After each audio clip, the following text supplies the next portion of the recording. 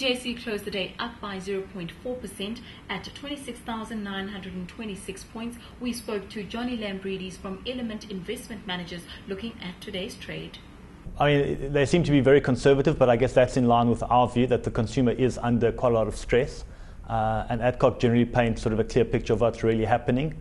We've seen some other management teams talk about the end, or that the things are getting a lot better, but when the results come out, the top line looks pretty weak. So if we look at JD Group, they're a company that have been calling for the sort of the end to the recession and things getting a lot better. But when you look at their results, first 4 months sales were down.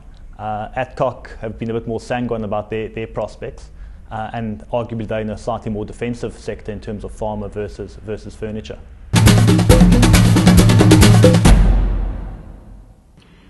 The Nigerian market was up by 2.1% to close at 23,595 points. We spoke to Nwabueze Okone of UBA about the day's trade.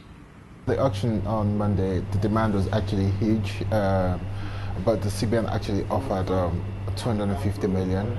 Demand was about 270 million.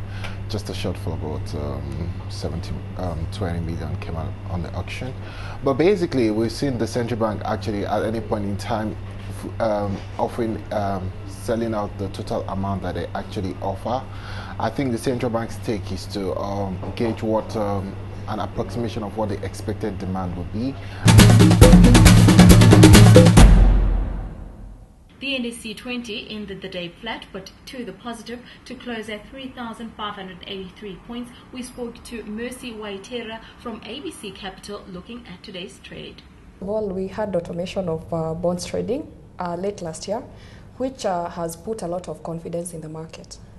We've seen bigger volumes beginning of this year, especially on the government bonds, which are far much liquid than the corporate bonds. So in this case, automation is one of the factors. And then we've seen a lot of cash inflow from foreign markets because they're taking bigger capital gains in our market.